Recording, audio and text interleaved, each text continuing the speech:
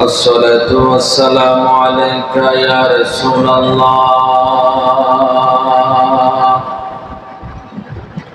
الصلاة والسلام عليك يا حبيب الله. الصلاة والسلام عليك يا شفيع المذنبين. الصلاة والسلام عليك يا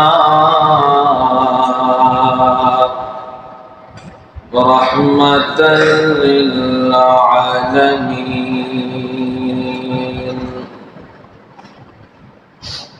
الحمد لله رب العالمين، والعاقبة للمتقين.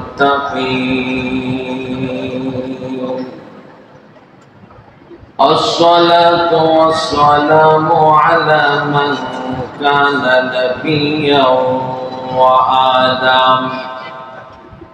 وآدم بين الماء والتين.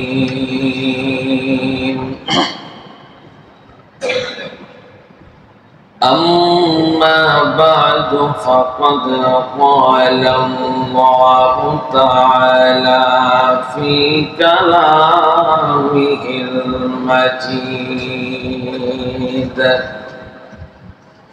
وفي فرقانه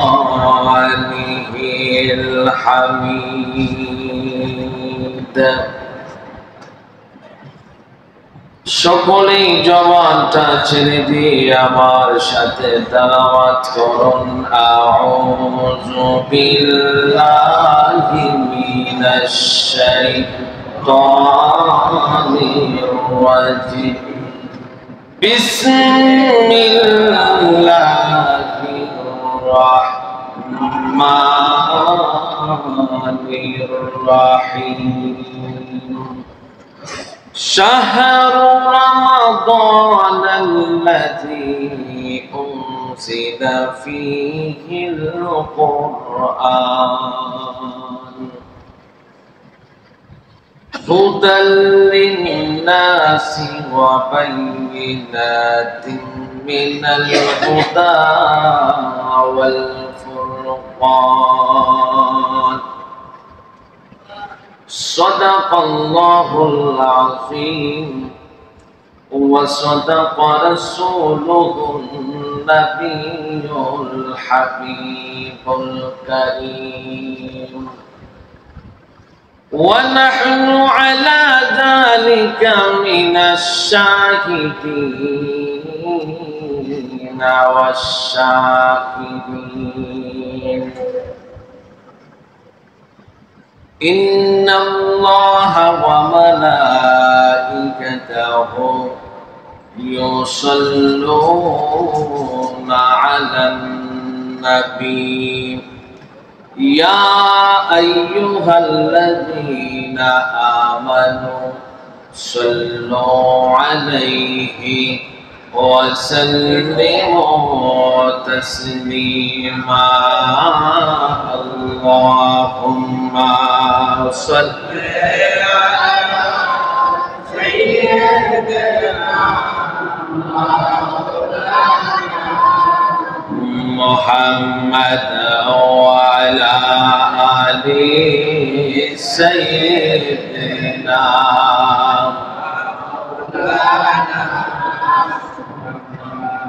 नमज रोजा चर दिए যেজন যাইবে কবরে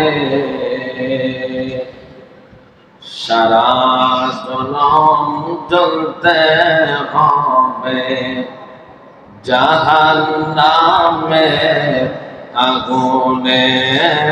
আল্লাহুম্মা সাল্লি আলা সাইয়্যিদিনা মাওলানা মুহাম্মদ وعلى آل سيدنا محمد لا إله إلا الله لا إله لا إله لا إله বলো আমরা মাবুদ গুনাহগার ডাকি তোমায় বারে বাবার মাফ করে দাও ওগো আল্লাহ মাফ করে দাও ওগো আল্লাহ নূর নবীজির ওসিলা লা ইলাহা ইল্লাল্লাহ লা ইলাহা লা ইলাহা লা ইলাহা লা ইলাহা ইল্লাল্লাহ মুহাম্মাদুর রাসূলুল্লাহ সাল্লাল্লাহু আলাইহি ওয়াসাল্লাম। আলহামদুলিল্লাহ, আল্লাহ পাকের দরবারে অসংখ্য অগণিত শুকর ও সুজুদ যে মহান রব্বুল ইজ্জত রব্বুল আলামিন আপনি আমাকে এই পবিত্র মাহে রমজানুল মুবারকে দ্বিতীয় জুমা মুবারকে মসজিদে আসার বসার সুযোগ করে দিয়েছেন। রব্বুল ইজ্জতের দরবারে শুকরিয়া তান সকলেই জবানটা করে বলি আলহামদুলিল্লাহ। তার সাথে সাথে অসংখ্য অগণিত দুরূদ ও সালাম যিনি হায়াতুন নবী জিন্দা নবী নূরুন আলা নূর নবী, যেই নবীর ওসিলায় আমরা এত সুন্দর নিয়ামতের একটি মাস পেলাম। অন্য অন্য নবী রাসূলের জামানায় মাহে রমজানুল মুবারকে রোজা রাখাটা কঠিনতম ছিল। আপনি আমার নবী হায়াতুন নবী জিন্দা নবীর জামানায় আমরা সহজে মাহে রমজানুল মুবারক রাখার সুযোগ পেয়েছি।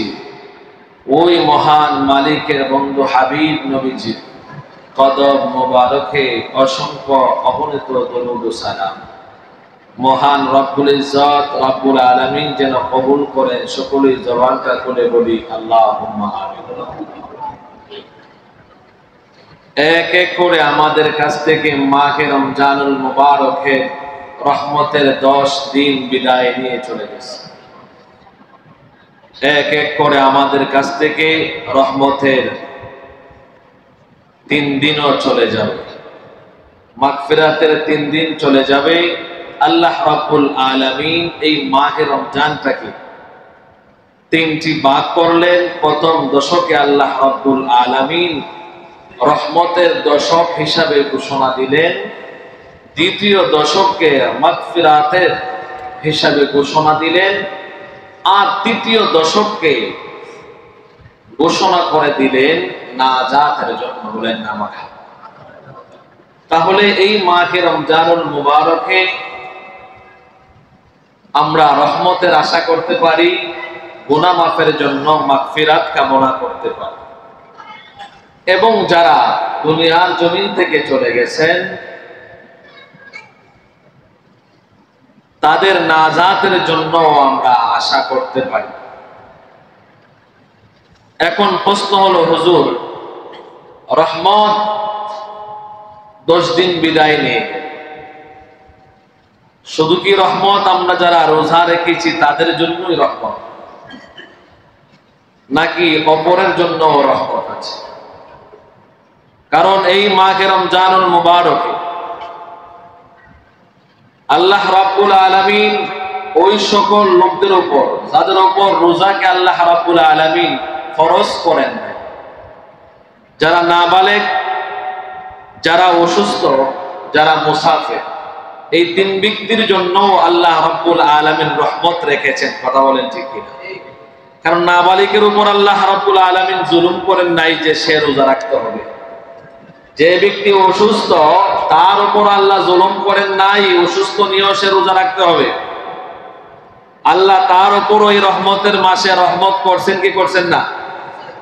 আল্লাহ রাব্বুল আলামিন রহমত করেছেন যারা মুসাফির সফরে থাকবে তাদের জন্য আল্লাহ রাব্বুল আলামিন এই প্রথম দশকে আল্লাহ রাব্বুল আলামিন রহমতের ব্যবস্থা করেছেন। কথা বলেন ঠিক কি? এই জন্যে যারা এই মাহে রমজানুল মুবারকে প্রথম রহমতের দশকে রোজাই রাখলো, সুস্থ ছিল, বালেগ ছিল, মুসাফির ছিল না, সে রোজা রাখলো না, তার উপর কি রহমত হবে না গজব হবে? গজব হবে। এই জন্যে আজকে আমরা একত্রিত হইয়া জমায়েতবদ্ধ হইয়া আমরা দোয়া করি, মোনাজাত করি, মহান রবের দরবারে মোনাজাত কবুল হয়। কারণ আজকে হয়তো জুমা মুবারকের দিন, আমরা কিন্তু অসংখ্য অগণিত মানুষগুলি আজকে চলে আসবো, মসজিদ ভরপুর হয়ে যাবে। কিন্তু মাহে রমজানুল মুবারকে সেহরির সময় দেখা যায় 2 থেকে 3 কাতার মানুষ হয়, আর বাকিগুলি মানুষ কি তারা রোজদার নয়? এই সমাজের মানুষ অনেকেই রোজদার, কিন্তু তারা আসে না কেন? শুধুমাত্র রোজা রাখলাম আর বাকি ইবাদত গুলি করলাম না, তাহলে কি আমার রোজার মাধ্যমে কি রহমতের আশা করতে পারি? এই জন্যে আজকে আমরা দোয়া করি আমাদের জন্য, হয়তো আল্লাহ রাব্বুল আলামিন রহমতের ছায়ার ব্যবস্থা করবেন যেহেতু রোজদার। যারা এই পবিত্র মাহে রমজানুল মুবারক ফজিলতের একটি মাস পাওয়ার পরও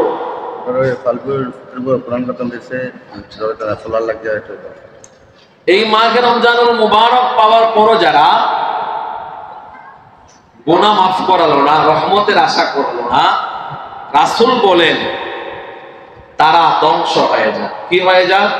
তারা ধ্বংস হয়ে যায়। তাহলে আমরা যারা এই জমায়েতবদ্ধ হইয়া দোয়া করি, মোনাজাত করি বৃষ্টির জন্য, হয়তো আল্লাহ রাব্বুল আলামিন আপনি আমাকে মায়া করেন, মহব্বত করেন, কিন্তু অসংখ্য অগণিত মানুষগুলি আছে যারা আল্লাহ রাব্বুল আলামিনের হুকুম আহকামগুলি তারা মানতে রাজি, হুকুম আহকামগুলি তারা এই মাহে রমজানেও পালন করতে রাজি না, কিন্তু রহমতের আশা থেকেই করে।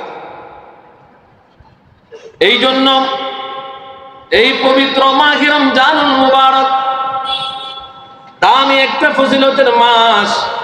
এই মাসে আল্লাহ রাব্বুল আলামিন রহমতের 10 দিন দিলেন, মাগফিরাতের 10 দিন দিলেন, নাজাতের 10 দিন দিলেন।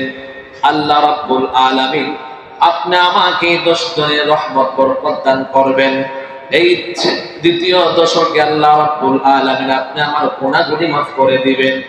তৃতীয় দশকে আল্লাহ রাব্বুল আলামিন কবরের আযাব, মুর্দাগণের কবরের আযাব বন্ধ করে দিবেন, নাজাত করে দিবেন। কিন্তু আমরা এই ফজিলতের মাস পাওয়ার পর আমরা ইবাদত করি না, বন্দেগী করি না। আল্লাহ রাব্বুল আলামিন ফজিলতের মাস দিলেন আমরা যেন গুনাহ মাফ করাইতে পারি, আমাদের মুর্দাগণকে যেন নাজাতের খাতায় আমরা নাম উঠাইতে পারি। এই মাহে রমজান পাওয়ার পর যিনারা অবহেলায় এবং গুমরাহির মধ্যে পড়ে আছে, নামাজ পড়ে না, রোজা রাখে না, তারাবিও পড়ে না, তারা ধ্বংস হোক সেটা আমি বলি নাই। আপনি আমার নবীজি মসজিদে নববীর মধ্যে মিম্বরে যখন দাঁড়াবেন ওই মুহূর্তে নবীজি বলেছেন, বলেন না মারহাবা। এই জন্য আল্লাহ রাব্বুল আলামিন আপনি আমাকে বানিয়েছেন 4টি বস্তু দ্বারা। আল্লাহ রাব্বুল আলামিন আপনি আমাকে বানিয়েছেন। আল্লাহ রাব্বুল আলামিন আপনি আমাকে 4টা বস্তু দ্বারা বানিয়েছেন, আগুন, পানি, মাটি, বাতাস দিয়ে আমার আল্লাহ রাব্বুল আলামিন আপনি আমাকে বানিয়েছেন। 11টা মাস আপনি আমি এই আগুন পানি দিয়ে মাটি বাতাস দিয়ে আল্লাহ রাব্বুল আলামিন আপনি আমাকে তৈরি করলেন। আল্লাহ রাব্বুল আলামিন যে চার বস্তু দিয়ে আল্লাহ রাব্বুল আলামিন আমাদেরকে বানাইলেন, ওই চার বস্তু দ্বারা আল্লাহ রাব্বুল আলামিন এই দেহটাকে আমার আল্লাহ রাব্বুল আলামিন সুস্থ রেখেছেন।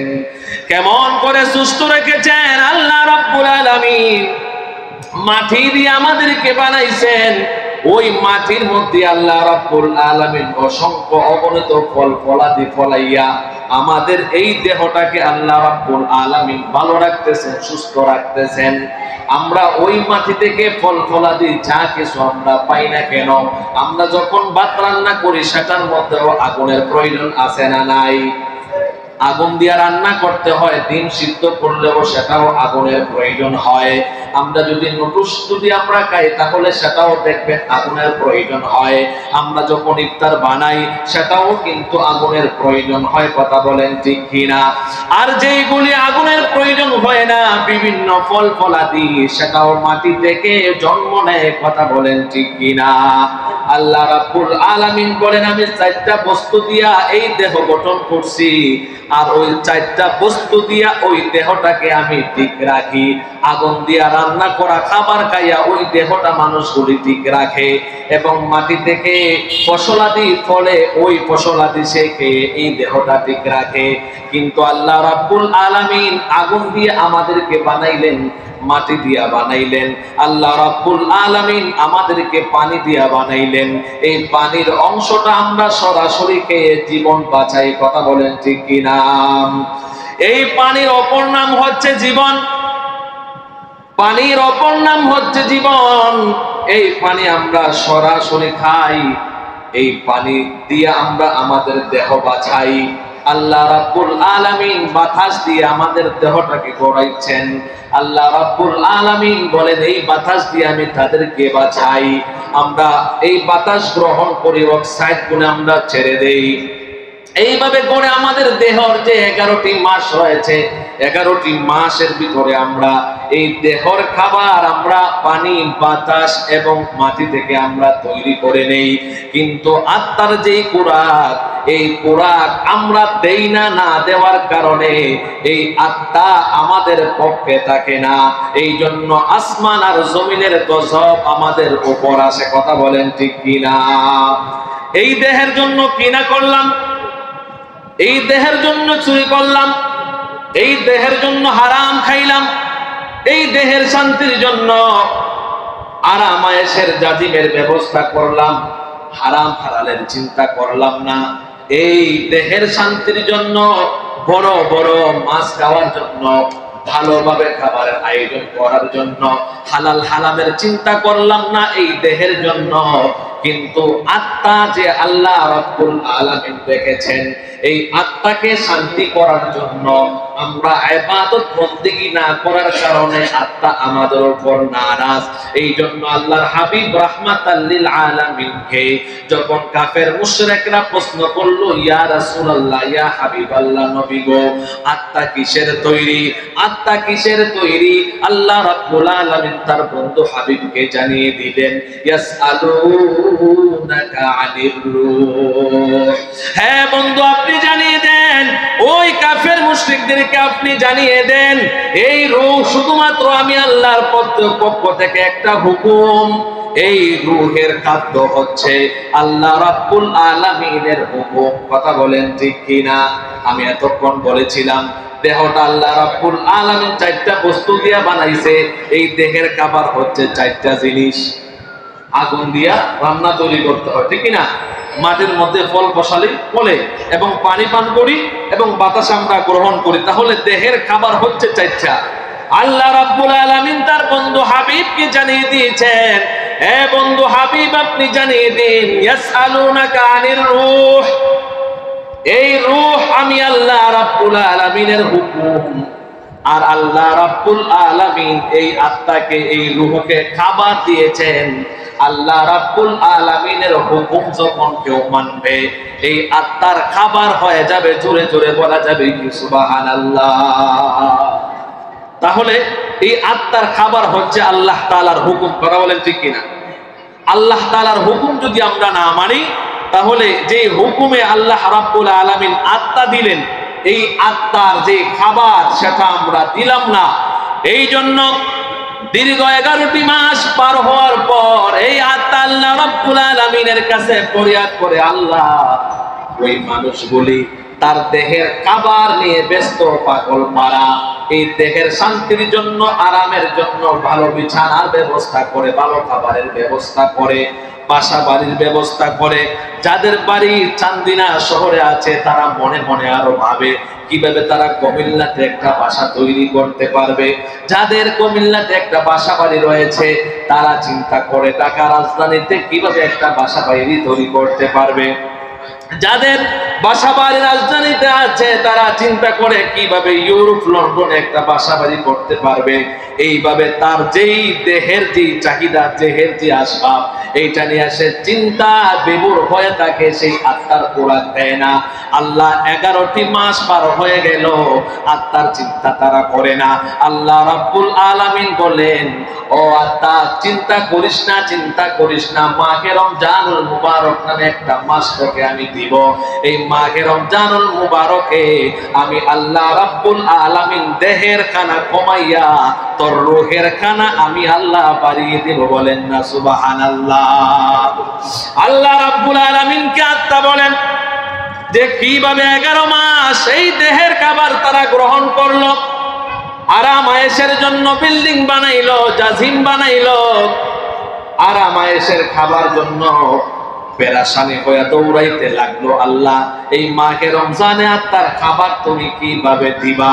আল্লাহ রাব্বুল আলামিন বলেন, আত্মারে চিন্তা করিস না, চিন্তা করিস না, এই মাহে রমজানে আমি আল্লাহ রাব্বুল আলামিন সমস্ত ইবাদতের মিলন মেলা আমি আল্লাহ গঠায়া দিব। বলেন না মারহাবা। আত্মা বলে, আল্লাহ সমস্ত ইবাদতের মিলন মেলা যদি তুমি গঠায়া দাও, এই মাহে রমজানে আমি 1 মাস কিভাবে আমি আত্মা গ্রহণ করব এই ইবাদতগুলি? দীর্ঘ 11 মাস যে আত্মা যেই দেহের খাবার তারা গ্রহণ করলো, আর 1 মাসে সমস্ত ইবাদতের মিলন মেলা তুমি কোথায় দিবা? আল্লাহ আমি কিভাবে সেটা গ্রহণ করব? আল্লাহ রাব্বুল আলামিন আত্মাকে বলেন, আত্মা চিন্তা করিস না, তোমার সামনে যে নফল ইবাদতটা থাকবে তুমি অল্পতে ইবাদত করবা, অল্প।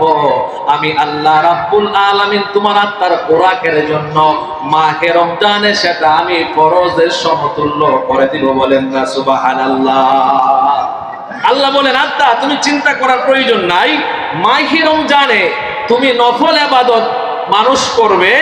আত্মা যখন আমার হুকুম যখন পালন করার জন্য বান্দা নফল ইবাদত করবে, আমি আল্লাহ সেটা ফরজের সমতুল্য করে দিব।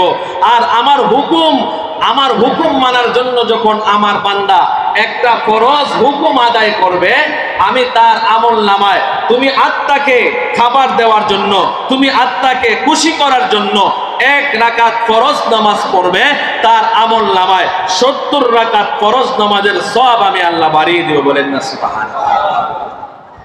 তাহলে অন্য মাসে 1 রাকাত নামাজ পড়লে 1 রাকাতেই সওয়াব। কথা বলেন ঠিক কিনা? আর রমজান মাসে নফল নামাজ পড়লে আল্লাহ বলেন আমি সেটা ফরজের সমতুল্য করে দেই।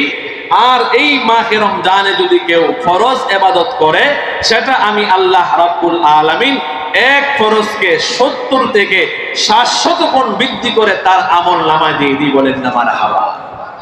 এই জন্য আত্মাকে আল্লাহ রাব্বুল আলামিন বলেন, এই আত্মা তুমি আমার হুকুম, আর তোমার খানা হচ্ছে আমার হুকুম। আমার হুকুম বলি যারা মানবে তোমার খানা হয়ে যাবে। তোমার আত্মার খানা যখন হয়ে যাবে, আমি আল্লাহ রাব্বুল আলামিন দীর্ঘ 11 মাস যদিও তারা তাদের দেহ নিয়ে চিন্তা করত, তাদের আরাম আয়েশের জন্য চিন্তা করত, খাবারের চিন্তা করত, পেরেশান করত, সারা দিন সারা রাত খাবারের চিন্তা চেতনায় নিয়ে ব্যস্ত থাকতো। সারা দিন একবার কলা, একবার চা, একবার বুটবাজি, একবার চমচা, দেখবেন বিভিন্ন সময় খাবারের কোনো শেষ নাই।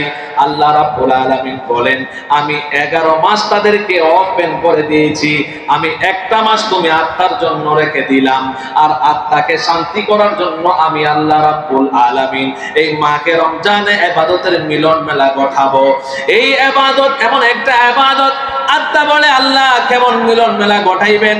আল্লাহ বলেন এই মাস এমন একটা মাস যেই মাসে আমি আল্লাহ রাব্বুল আলামিন কোরআন নাজিল করেছি, এমন একটা মাস যেই মাসে আমি আল্লাহ রাব্বুল আলামিন সাহরি দিয়েছি, এমন একটি মাস যেই মাসে আমি আল্লাহ ইফতার দিয়েছি, যে এমন একটি মাস যেই মাসে আমি আল্লাহ রাব্বুল আলামিন আমার বন্ধু হাবিব নবীকে জানিয়ে দিয়েছি রোজাদারের মুখের গন্ধ আমি আল্লাহর কাছে মেশকো আম্বরের চাইতে আরো সুকরান। বলেন না মারহাবা।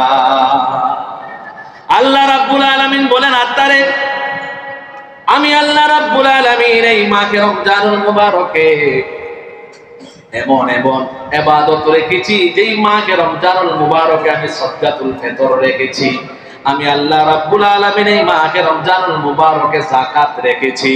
সমস্ত ইবাদতের মিলন মেলা এই মাহে রমজান।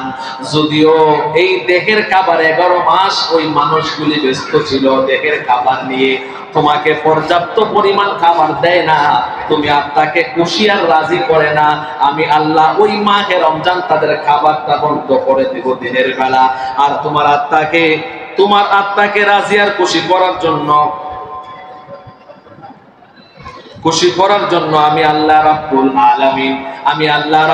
আলামিন এই মাহে রমজানে মিলন মেলা ঘটাইব। জোরে জোরে বলেন সুবহানাল্লাহ।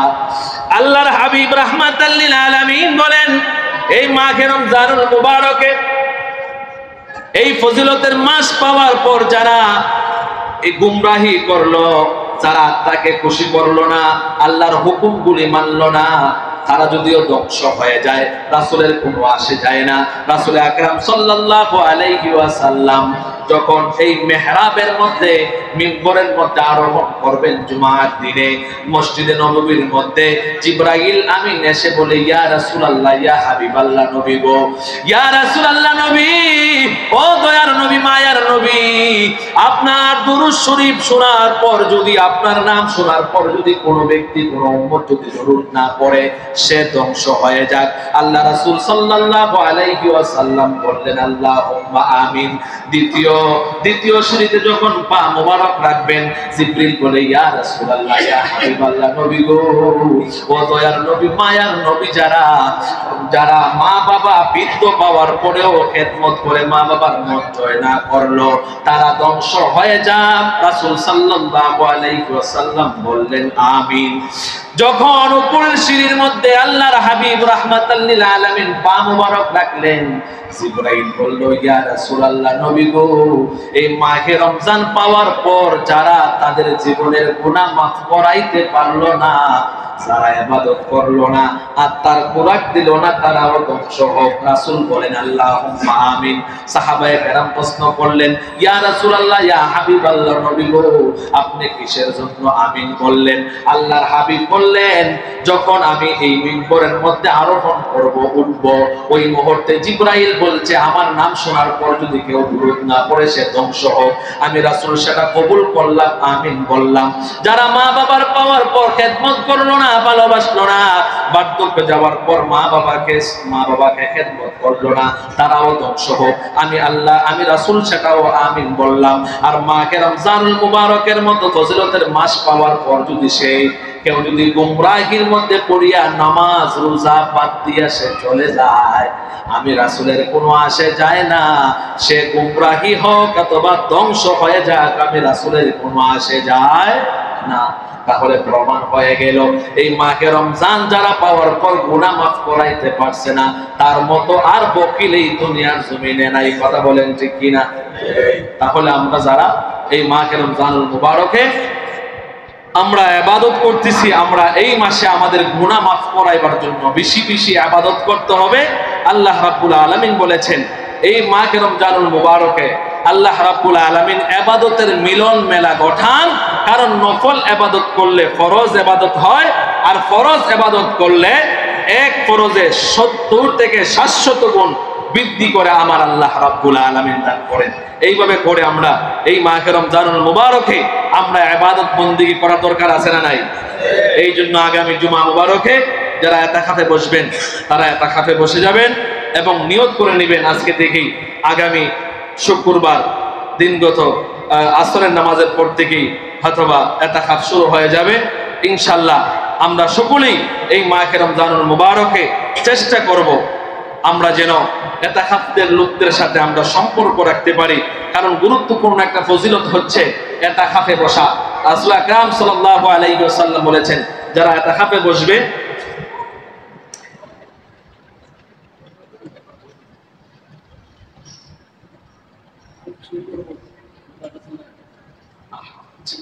যাই হোক আল্লাহ রাব্বুল আলামিন এই মাস, আমি আগেই বলেছি এই মাস ফজিলতের মাস, এই মাসে যারা ইতিকাফে বসবে আল্লাহ রাব্বুল আলামিন তাদের 1 থেকে 70 থেকে 700 গুণ বৃদ্ধি করে আল্লাহ রাব্বুল আলামিন দান করবে। যারা ইতিকাফে বসবেন রাসূল বলেছেন মার গর্ভ থেকে নিষ্পাপ সন্তান যেমনি ভাবে জন্মগ্রহণ করে যারা 10 দিন ইতিকাফ করবে সে যেন মায়ের গর্ভ থেকে যেভাবে নিষ্পাপ হয়ে বের হলো